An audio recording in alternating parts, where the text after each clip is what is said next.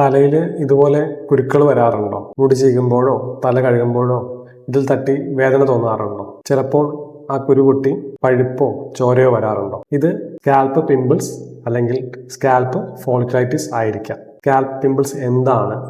എന്തുകൊണ്ടാണ് ഇത് വരുന്നത്? ഇത് എങ്ങനെ കുറയ്ക്കാം? പറഞ്ഞുതരാം. നമ്മുടെ തലമുടിയുടെ ഓരോ രോമവും വളരുന്നത് ഹെയർ ഫോളിക്കിൾസിൽ നിന്നാണ്. ഈ ഹെയർ ഫോളിക്കിൾസിൽ ഇൻഫ്ലമേഷൻ ഉണ്ടാകുമ്പോഴാണ് സ്കാൽപ്പ് പിമ്പിൾസ് രൂപപ്പെടുന്നത്.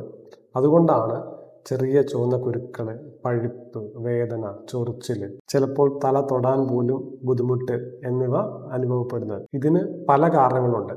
തലയൊട്ടിയിൽ ഓയിൽ കൂടുതലായിട്ട് ഉൽപ്പാദിപ്പിക്കുമ്പോൾ ഹെയർ ഫോളിക്കിൾസ് എളുപ്പത്തിൽ അടയാം.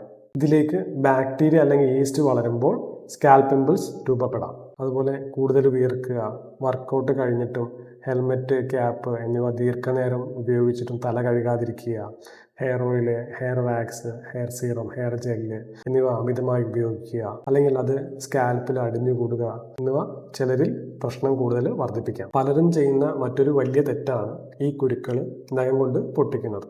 അങ്ങനെ ചെയ്യുമ്പോൾ ഇൻഫെക്ഷൻ കൂടുതൽ വഷളാകാനും സ്കാർ ഉണ്ടാകാനും ഹെയർ ഫോളിക്കിൾസിന് കേടുപാടുണ്ടാകാനും സാധ്യതയുണ്ട്. അതുകൊണ്ട് എത്ര വേദന ഉണ്ടെങ്കിലും ഈ കുരുക്കൾ പൊട്ടിക്കരുത്. സ്കാൽപ്പ് പിമ്പിൾസ് വരാതിരിക്കാൻ സ്കാൽപ്പ് വൃത്തിയായി സൂക്ഷിക്കുക. അമിതമായി വിയർക്കുന്നവർ ആവശ്യത്തിന് തല കഴുകുക. ഹെൽമെറ്റ്, ക്യാപ്പ്, പില്ലോ കവർ എന്നിവ ഇടയ്ക്കിടയ്ക്ക് വൃത്തിയായി കഴുകുക. ഹെയർ സ്റ്റൈലിംഗ് പ്രൊഡക്ട്സ് ആവശ്യത്തിന് മാത്രം ഉപയോഗിക്കുക. ഉപയോഗിച്ച് കഴിഞ്ഞാൽ നന്നായി കഴുകിക്കളയുക. ഇവ ചെറിയ കാര്യങ്ങളാണെന്ന് തോന്നുമെങ്കിലും സ്കാൽപ്പ് ഹെൽത്തിൽ വലിയ വ്യത്യാസം ഉണ്ടാക്കാം. തലയിൽ വരുന്ന എല്ലാ കുരുക്കളും സ്കാൽപ്പ് പിമ്പിൾസ് ആയിരിക്കണമെന്നില്ല. ചിലപ്പോൾ ഫംഗൽ ഇൻഫെക്ഷൻ, സെബോറിക് ഡെർമറ്റൈറ്റിസ് അല്ലെങ്കിൽ മറ്റ് സ്കാൽപ്പ് ഡിസീസിൻ്റെ ലക്ഷണമായിരിക്കാം.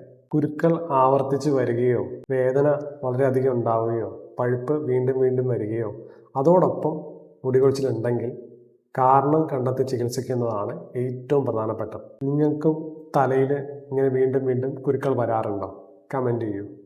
ഈ വീഡിയോ ഉപകാരപ്പെട്ടെങ്കിൽ ഷെയർ ചെയ്യൂ. ഹെയർ ആൻഡ് സ്കിൻ കെയർ ആയിട്ടുള്ള കൂടുതൽ അറിവുകൾക്കായിട്ട് ഈ അക്കൗണ്ട് ഫോളോ ചെയ്യൂ.